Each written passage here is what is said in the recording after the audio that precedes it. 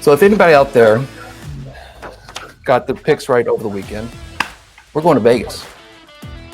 So with that, lights out. Welcome into another edition of F1 Starting Grid, the most unique insight into Formula One. And before we get any further, please hit that like button, subscribe to stay informed, and please leave a comment down below. We love to hear from you and your opinions. Hey, I'm Brock Young, joined as always by now a very happy B. Mike Allen. But we start off with Chaz Day. And Chaz, your thoughts over the weekend? I'm happy. You're happy too. I'm content. I'm content. I mean, Mercedes is in the lead in constructors and in drivers now, so that's true. I'm relaxing. Mike, Williams in the points, both Williams in the points. So that's awesome, and they weren't a lap down to do it, which is pretty cool too. But how about Ocon, man? That's it's always fun to see young kids like that get their first win. Yeah, there's a lot of stuff involved. Of course, like I said in the beginning, for for Hamilton or Verstappen not to win, there has to be an accident or something happen, and that's what happened. And even though Lewis came back from 14th place all the way back up to P3, and then ultimately P2 because of a technical violation with Vettel. Watching Ocon get his first that was a special race and a special weekend all the way around. And I loved how they show the replay of that, where right before that turn, even at the split second of that wreck, you see both Ocon and Vettel slow down from the pack, and so they may be able to make that turn around there and get into the lead right behind Lewis Hamilton. And it was something to see. I'd love to see that. In fact, let's get into that a little bit because. And one more thing I'd like to mention. How about Fernando Alonso? That fantastic is a teammate right there. That guy, he wanted it for his teammate more than anything, and that was beautifully done and courageous, and he is a true champion all the way around. That was probably the most upsetting part of the race, to be honest. On that note, the only thing that could have been better is if he would have slammed on his brakes and taken him out of the whole race. But he did slow him out. I want to play this off of YouTube right quick for you guys. I'm going to share this. I haven't done this before, so forgive me if I do something wrong. But I want to thank F1 Autobook for posting this. And let's see if this bad boy works here.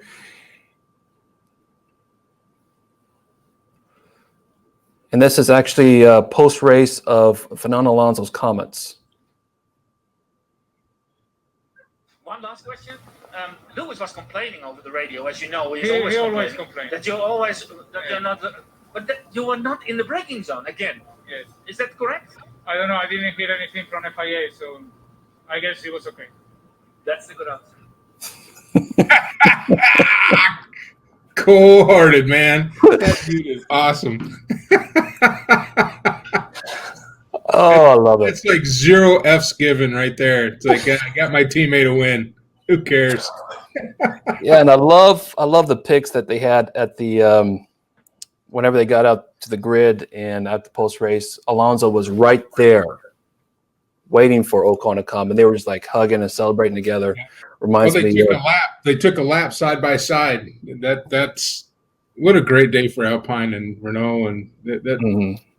And speaking of which, they actually we talked about this last week. Alpine going into next year's development series, but they actually moved up in the constructors, and they're now 5th. They passed AlphaTauri and Aston Martin. They have 77 points now, behind 68 with AlphaTauri and Aston Martin with 48. And Mike, your Williams move up to 8 with 10 points. Yeah, both of them in the points. I was calling for Russell to be in the points, and I was going to stick with that until it happened. But it was good to see both Williams in the middle of the pack in the points. Chaz, your thoughts on that, on Alpine and? Yeah, I mean, I mean, it's just upsetting. I don't know. I feel like I think I did see that clip of Alonso. I think he's still just bitter from the his and Hamilton's McLaren days. Because they had a really bitter rivalry. I mean, obviously Rosberg's not the only person that Hamilton's had a bitter rivalry with. So even before that, it was Alonso. So I don't know. It just kind of reeked of that a little bit. Obviously, it was as a race fan, it was really fun to see those guys go back and forth. As a race fan, I'm also an Alonso fan. Like, he's phenomenal. Like, he's a legendary driver. I just think he's a dick and I'm a little annoyed. Hey, well, it was gaming. It was gaming, and if you're going to get mad at Alonso for holding up Hamilton, which is what you're supposed to do as a teammate, then you could be equally mad at Hamilton for holding up the qualifying and knocking out one of the Red Bulls from getting a qualifying lap by slowing down and monkeying around. So I mean, it's part of racing, and that's what Bottas is supposed to do for Hamilton, and all Alonso did is do it for his teammate to make sure his teammate got a win. I'm all for it. Bottas is a G. Alonso is a jerk. Well, for the record, they said if Alonso didn't hold up Hamilton the way he did, Hamilton would have finished in first. Oh, easily. Oh, absolutely. Yeah. How the heck did Verstappen come back, by the way? Well, he came back, but he couldn't gain any ground or do anything because his car was so damaged. So he just wanted to finish the race and try to get into points, which he did. I think he got 10th. Yeah, I think he got 10th right there. He came in 9th, but ninth now. Oh no. But his car was damaged. He couldn't go any faster because I guess the wings on the wing. But he came back. But what I'm saying is the side vents, I guess, have a lot to do with downforce. The right side of his car was destroyed, so he came back with a car that wasn't even 100% to get into the points. But it wasn't enough. I mean, if he would have had a complete car, then he would have been in the front of the pack battling out with Hamilton and everybody else. Well, how bad does that fare for Giovinazzi, Schumacher, Ricciardo, and Raikkonen that Verstappen in a damaged car lapped them? No, not just beat them, lapped them. All four of them. Came back from a 2-minute pit stop and came all the way back into the top 10. Yeah.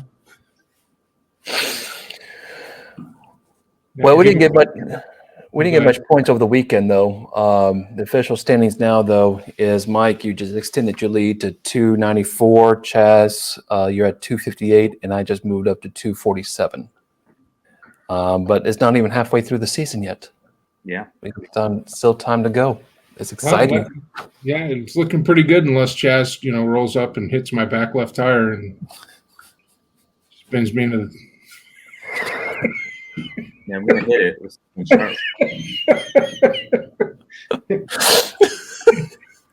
I think we just leave the show at that. Just go. Thank you for joining us. No, actually, I want to talk about this too. It's both Aston Martins, and if Alpine had a great day, Aston Martin's had a total opposite day with just like Red Bull. First off, Stroll hit into Leclerc, and he really damaged Leclerc's vehicle to the point that their team principal Ferrari saying that Aston Martin might have to pay for their damage because the FIA rule, they don't have enough in the budget cuts to repair the Ferrari. That's how much damage it cost them. And first off, let's talk about that. So, Mike, your thoughts on that?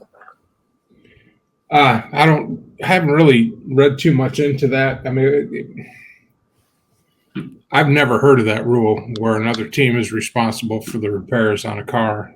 Well, that's what Benito said. That's what they should do, but they're not going to do it. That might be something new they're trying to do, but right. It's unfortunate. I mean, I don't think it was on purpose. Obviously, it was bad. I mean, Yeah. Mazepin was taking people out in pit row, so you know.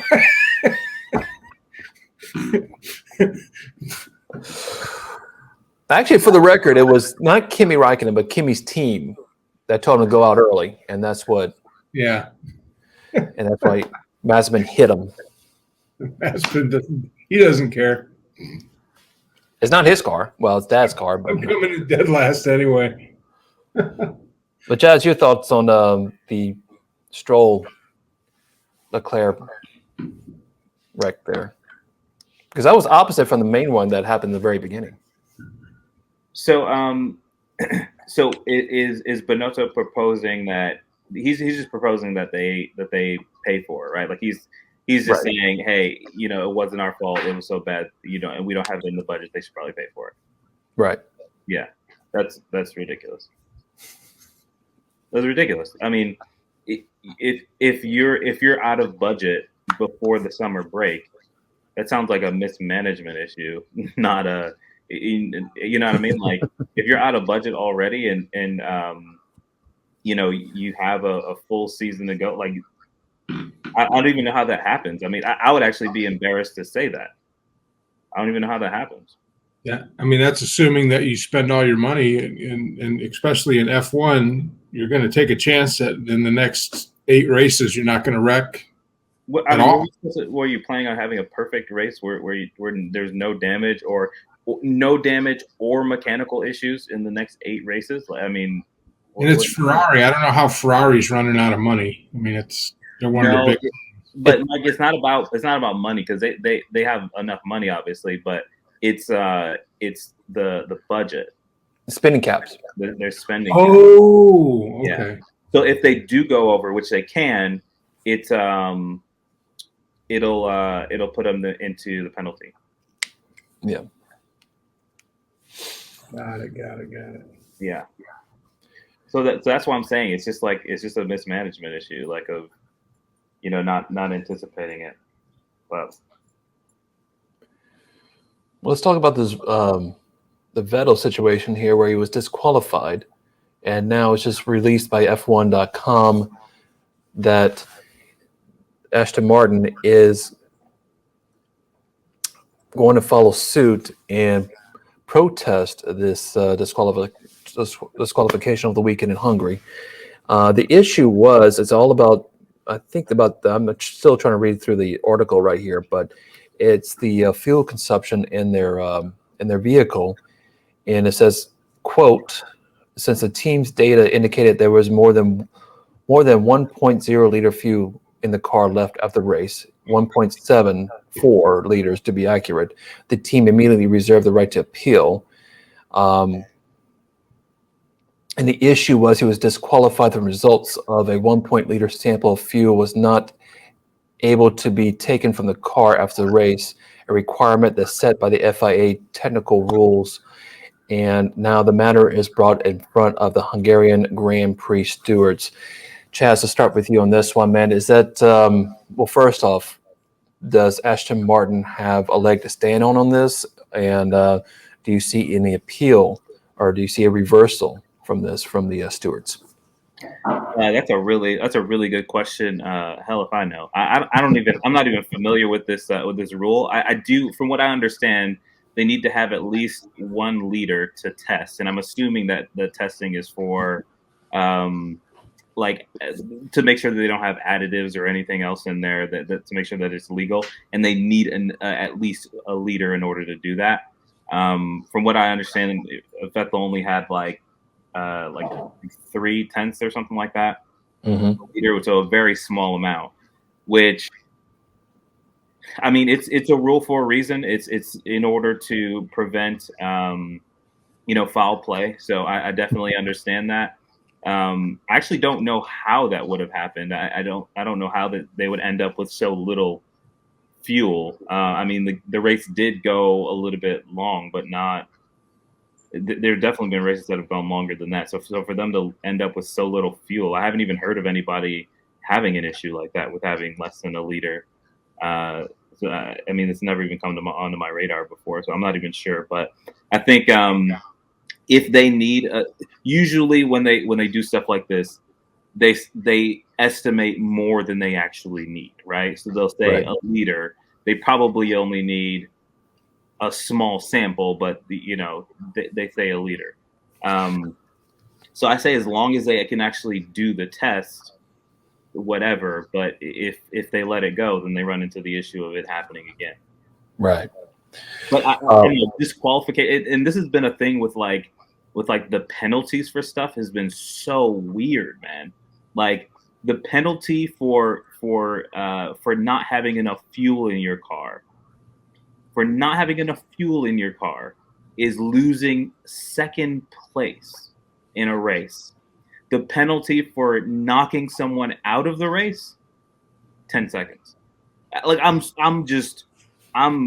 flat. Like I don't understand where they're coming up with, like these penalties and where they're stemming from. It's just I guess one is probably grounded in it has already been decided ahead of time, but it still seems disproportionate. I don't know, Mike. You go. And I don't know what the advantage would be, really. It's the fuel tanks on those cars only add about 4 pounds, 5 pounds full, maybe 6 pounds. I mean, they're not that big of tanks, and Well, no, it makes a difference, Mike, because it's at the end of the race. That's the reason why they're the fastest laps always happen at the end of the race. Well, I get that when you have less fuel, you're going to be a little bit faster. But I guess the question would be, you would have to show that the amount of fuel that he was down at the end of the race to get second place was intentional, and that it gave an advantage. And I just don't see how it would give an advantage that late in the race when all the cars are pretty much, because they don't refuel. I mean, they cut out refueling a couple years back. So unless it was calculated, but with the rain and you spin your tires, that's wasting fuel. Anytime you lose grip, you waste fuel. Anytime you rev the engine at a higher RPM instead of a lower RPM, you're using more fuel than the other guy. So I don't know what advantage you would get, or if it could be done intentionally to where it would warrant losing second place. No, so I guess, Brock, do you know anything about why this rule is in place? Is it because they need to test the fuel for like additives that might give an advantage to like fuel efficiency, or whether it's about the amount of fuel? I think it's just the amount of fuel, if I'm not reading this article correctly. And honestly, I heard this too. I could be wrong, but the only reason why they caught it is because Sebastian had to park on the side of the track and walk back to pit lane after the win. So they had to move his car to pit lane. So he ran out of gas. Pretty much. Well, people run out of gas before. Ocon did too. He had to run to the pits. Yeah, I mean it's what was the race that was it not Sainz? It was God dang it, the Mexican. Race was really good. Sergio Perez ran out of gas in the Red Bull when he won, and it went off to the side, and he got up and walked back, and he won the race. So I don't understand why at this point it's all of a sudden an issue. I don't know. I think it's maybe just to create headlines. Who knows? But said before, the only reason why they caught it is they had to track the car back to the pits. If he was able to, if they had to, if he was able to probably bring it to the pits himself, this probably wasn't be an issue, honestly. Weird. Yeah, it's super weird, and I think the penalty just seems like ridiculous. Like disqualifying you, like it's ridiculous. Like, there is a precedent to that, though. Back in '74, when Hunt won a race, and his car was 1/16 of a millimeter too wide, and they disqualified him. I mean, he won the appeal, but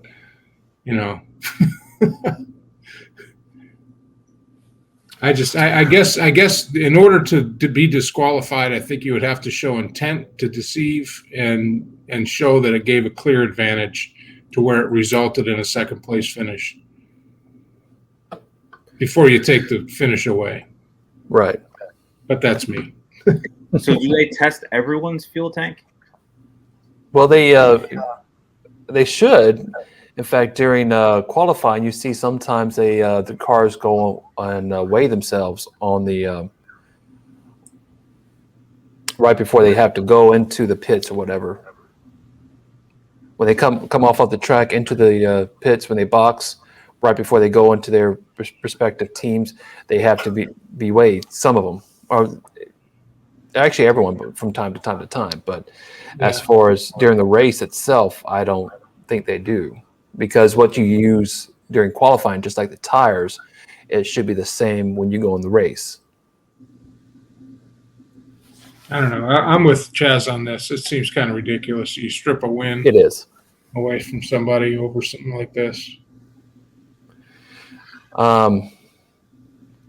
There's actually another discussion here that came up this week that Toto Wolff said the wreck at Hungary will not determine Bottas's future at Mercedes. But with the impressive showing of George Russell and impressive showing of George Russell lately, period, that might, and we talk about this constantly, but this has to be an issue for Mercedes going forward.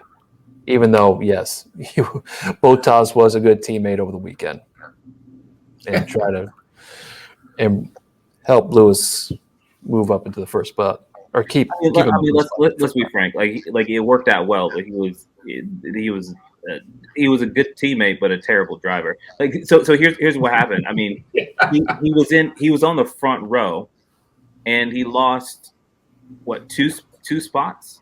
Yep. More than At least 2 spots, maybe 3, because Norris was in fourth, and he hit Norris, which means that he was behind Norris. So, yeah, that was a terrible start. He got passed right away. Now, I mean, obviously it was the conditions and all that, but I mean, still, Norris had a great start. Verstappen had a great start. Hamilton had a banging start. So, yeah. Anyways, I just had to mention that. Well, and I was teasing you, Chaz, and the whole, the intentional wrecking for Mercedes and that kind of stuff. I don't think he intentionally did that. He spun coming off the start. He lost traction. That's what cost him all the positions. And then when he was trying to make it up, he locked his brakes. And that's when you're on. It's bad enough that you lock brakes when it's dry. You lock brakes when it's wet. And you're on a skating rink. So he turned into a bowling ball. But I don't think he intentionally tried to wreck everybody out. But it wasn't even that, Mike. Like it was a bad start. He was obviously he was right behind Norris, so he had no clean air, so he had no downforce to even hold him at all, have any traction. But the biggest problem is having a bad start and being in bad position. I mean, he was right behind Norris. Yeah. In those conditions, it's just stupid. If you look at the rest of the field at the same exact time, right? Like when he bangs into Norris's back, everyone is spread out. Everyone, they're getting out of each other's way. Yeah, because it's raining, right? So it really is just what was a consequence of poor driving on several fronts. Because if he had been where he was supposed to be positionally, he wouldn't have been in that position anyways, because he wouldn't have that car in front of him. And then he's driving right behind this car that's right in front of him. I don't know what's up with that guy. To your point, Chaz. Bottas was second in qualifying, so he was on the front row. Right. And before the first turn, Norris, who was in 6th, came out in front of him. Well, everybody went by him. He spun at the beginning, so his car basically sat still, and everybody just kind of drove around him. If you look at the start of the race, but I could never understand the rush in the first lap anyway. He got 70 laps. Get through the first lap and thin things out a little bit and then go race. Everybody's rushing to go in there and stick their nose in there in the first lap. You got 69 more laps. Relax. You're going to be okay. Recover. It's just too bad that he took out Verstappen and knocked him out of the race, because everybody's wanting the Verstappen-Hamilton battle. And the last couple of races, we've been denied that. So hopefully that turns around in Belgium. Well, let's hope. It's about, now 3 weeks away, 4 weeks away? Now 3 weeks away until we get to Belgium. Yeah, I hate summer break. Well, let's talk about this. The Twitter question of the week: will Perez surpass Norris in the driver's standings by end of the season? It was 54.5% of you guys said yes, and there's a couple comments on that. And the one says that recently I saw some statistics regarding the fact that Checo had scored only 25% of his total points in the first half of the first two seasons, which is an important aspect to consider in the matter of the points battle. Also, there's another comment on there that said, excuse me for a second, that Perez has an average starting position of this year of a 7.3, which I don't see changing very much, even though he's much better.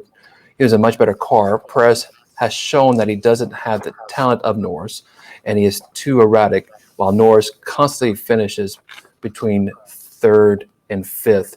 And honestly, guys, this is the very first race for Norris that he did not score any points. He was the only driver up to this point to constantly score points in a race. This is the very first race that he did not score points. So, Mike, to you, all that taken in, your opinion, will Perez surpass Norris in the driver's standings by the end of the season? Nope. Simple as that. Nope. Now, Lando's too consistent. I mean, he's number 3 in the points right now. He's just too consistent. He's a good driver. He's in a decent car. McLaren's made great strides this year. They're competitive. They're up near they're in the top 5, top 4, and he's just a good driver. And I think Red Bull as a whole right now is kind of having a bad streak. So, both drivers, Verstappen and Perez, need to kind of calm down, take a breath, recollect. But I think Lando is just too consistent, and so he's going to continuously score points, continuously be in the top 5, where Perez is hit and miss. So that's going to cost him.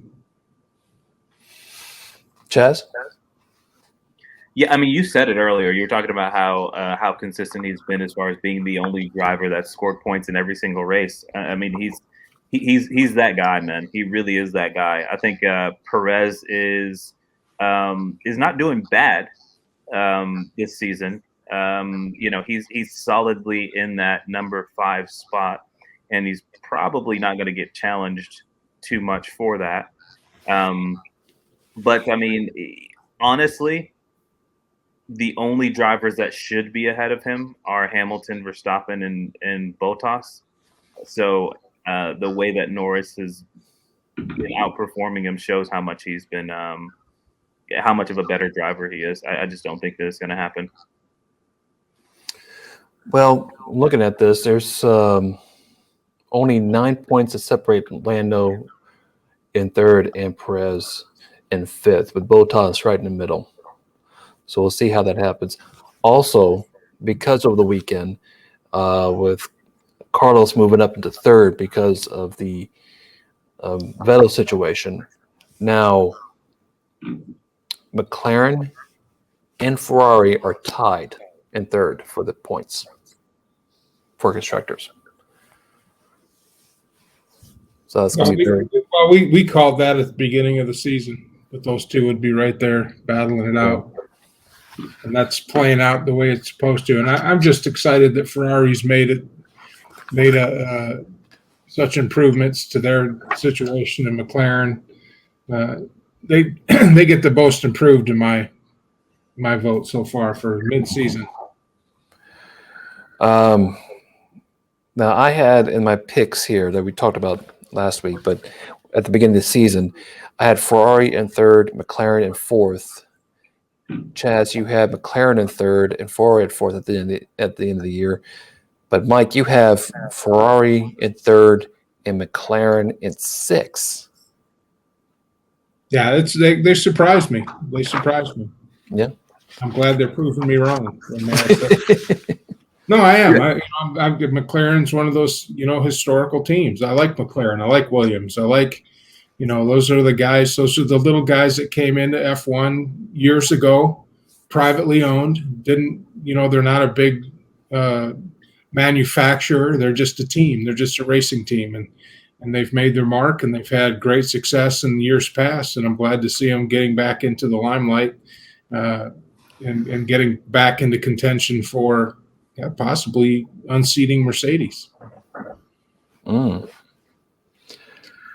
Let's since they're so close points right now, I want to talk about those too. We need a little break from Mercedes, don't we? Don't we, folks? Right? They're like the New England Patriots. No one. You're kind of tired of them. Time for them to go back into mid. See.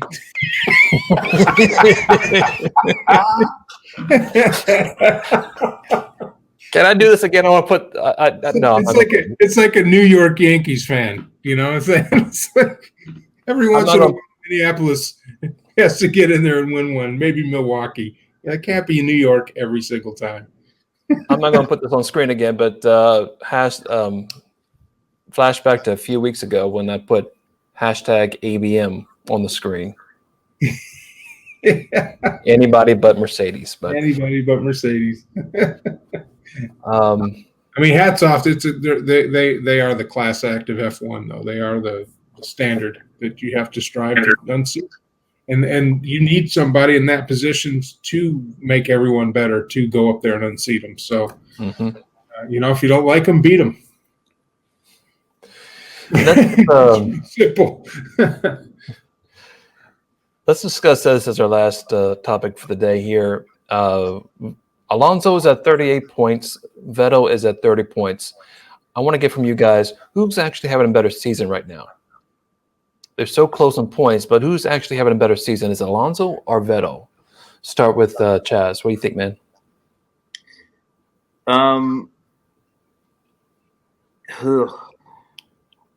I think it's very circumstantial. I think obviously if you're just talking about points, they're so close that I think it's negligible, especially considering what happened with Vettel this weekend, right? Right. One just great race. I think you can't take out the context of it all and consider the fact that I mean we talk about it a lot, and I see it a lot in terms of how drivers are performing relative to the car that they're in, because you have to consider that. Yeah. So, and just like what circumstances are in. So, like Vettel, for example, coming off of a season with Ferrari, I don't see that as like a positive for him personally at all. Being downgraded to another team. Alonso coming back, from, I think he was in a couple of other circuits. I know he was in the what do you call it? The American circuit? IndyCar? IndyCar? He was in IndyCar. I know that he tried to do Le Mans.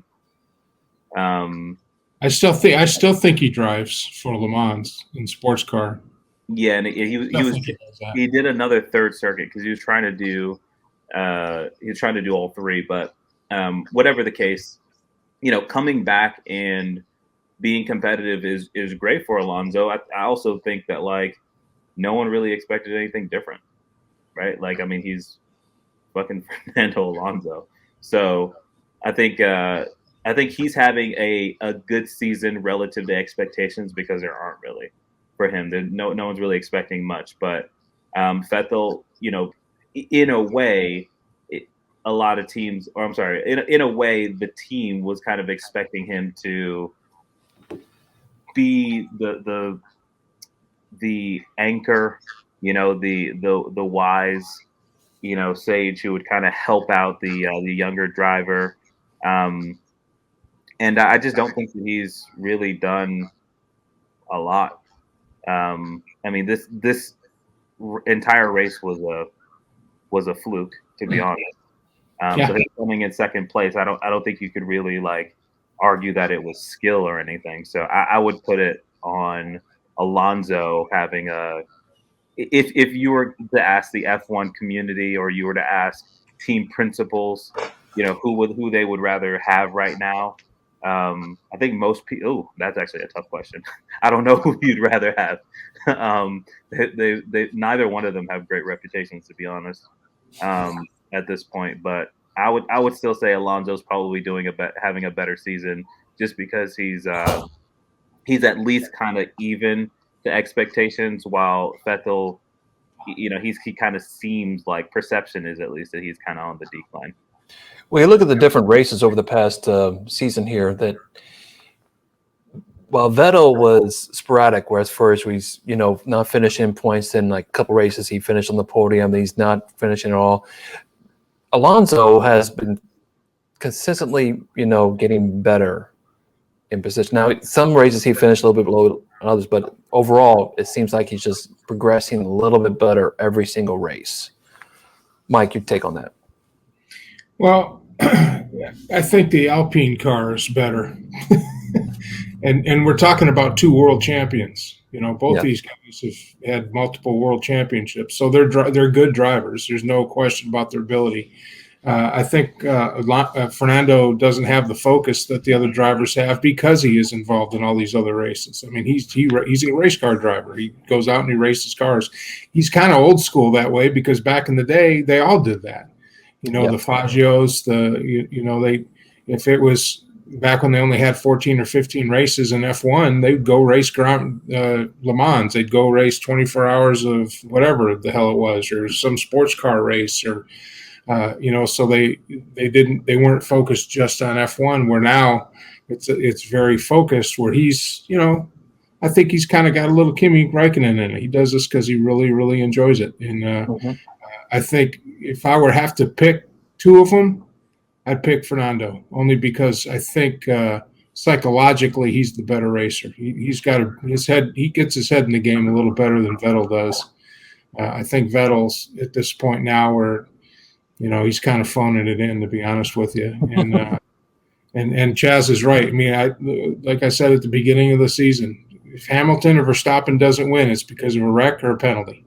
And we had a huge wreck, took out Verstappen. Hamilton started way back in the pack, and that's how Ocon won. You put them all out there evenly with no wreck, and Ocon's not even in the, he's mid-pack best. So, I enjoyed the race because it wasn't Hamilton, and it was a good sportsman that won his first race, and it was fun to see him do that. But, as far as a teammate, and as far as a professional, and as far as who would I want on my team, Fernando. I mean, even think about this race. I mean, Vettel came in second in an Aston Martin, and everyone was still talking about Alonso, right? Yeah. We were talking about that battle versus Alonso and Hamilton. Yeah. Well, because what Alonso did was so selfless, and it was such a great. It should be a lesson to every race car driver out there that's got a teammate in the running. And, he put himself in harm's way, and he did it with class and style, and he didn't wreck anybody out, and he didn't play dirty. He did everything he could to hold up Hamilton, and I'm sure he was out there having the time of his life doing that, excited for his teammate, and that's good to see. Yeah, exactly. Well, if the wreck didn't happen there, Mike, your Williams might have not finished in points. Say again? If the wreck did not happen, your Williams might not have finished in points. Oh no, I totally agree. No, don't get this messed up here. The fact that half the field was taken out, a Mercedes was taken out, Red Bulls was taken out. I mean, Hamilton still came back from P14.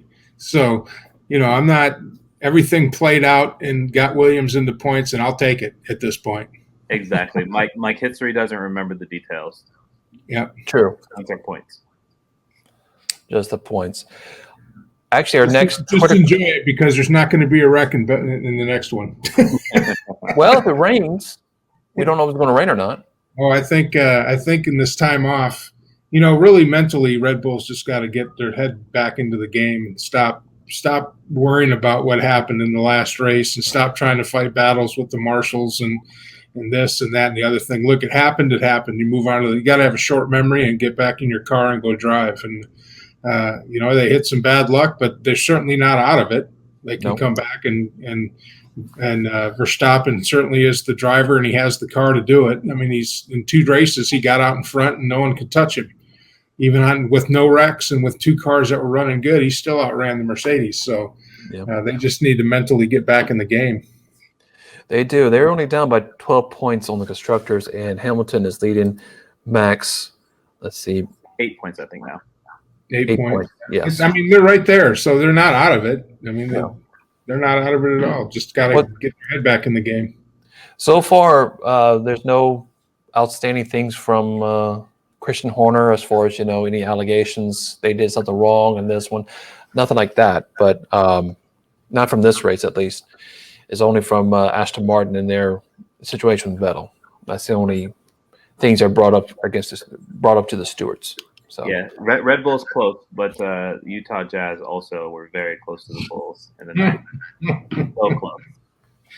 Yeah, like they say, if you ain't first, you last. You last. Well, with that, we our next Twitter question of the week will be: who will win the championship first? We're bringing that back here, and this time, will it be George Russell or will it be Charles Leclerc? So that's a nice discussion for next week. So in the meantime, follow us on Twitter and Facebook at Forma Racing. Throw us a line on the email, theformaracing@gmail.com. We'd love to hear from you, as well as please hit that like button, subscribe to stay informed, and give us a comment down below too. We'd love to hear from you, what we're doing right, what we're doing wrong. And also check out our other videos as well. Coming soon, we're going to have some more items here because there's no racing this month. So we'll hopefully have some more videos for you, including the What If series and some more new series as well. So stick around for that. In the meantime, we'll see you next week right here on the F1 Starting Grid. Peace.